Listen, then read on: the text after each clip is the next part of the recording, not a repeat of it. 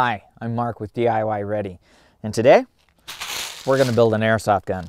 Okay, so the parts you need are pretty simple, and this thing is under 20 bucks easily. This is a 1 liter bottle. The bottle is important. You want a bottle with smooth, flat sides, no ridges, things like that. Then what we're going to do is you're going to buy a parts kit at your hardware store. This is a air nozzle. Okay, it's for blowing things with an air compressor. You're going to need an air compressor too. So this part, it'll come with a nozzle attachment. So what you're going to do is you're going to draw a little circle. You hold your nozzle attachment to the bottle and cut it so that you can get through, or drill it with a drill. Then hot glue. Hot glue is good. It seals really well. One of the other parts that you can get is this has a little swivel on it. See, this is kind of a weak attachment here. So you want something that's going to reduce the amount of pull that you get. So I recommend the swivel nozzle. That just screws into the back here.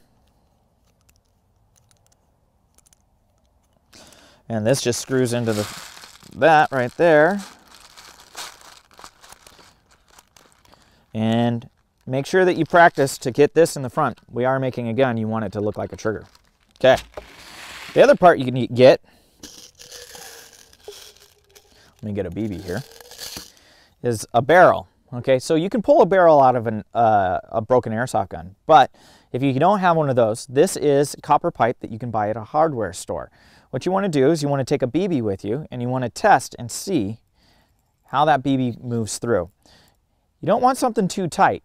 Now, the difference is, the bigger the diameter on the outside, the slower it's going to pull through. The tighter it is, the more velocity you're going to get, but you're also going to have feeding issues. So there's a balancing act between too big and too small, obviously. So what we did with this is we heated up the tip right here with the lighter, and we pushed it through the cap. It just kind of melted right through. And then we used hot glue and glued it on this side and on this side here. This is pretty simple. Drop your BBs in the bottle. There you go. Now, because the air pressure is flooding in here, it's going to bounce the BBs around a little bit, but they have to still feed through the tube. So the easiest way to get them to feed through the tube is to angle this just a little bit down into the BBs so it feeds a little better. So let's go ahead and shoot something, shall we? All right, so this is a little air compressor. The bigger the air compressor, the more power you're going to have. You want something that's going to hit about 135 psi to 150 psi. This one's only at about 90, and it shoots pretty well at this. So let's go ahead and get connected here.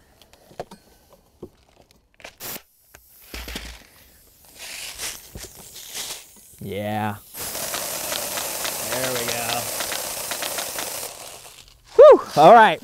So, if you want to learn how to make this, go to DIYready.com. We've got instructions for this and a lot of other cool things.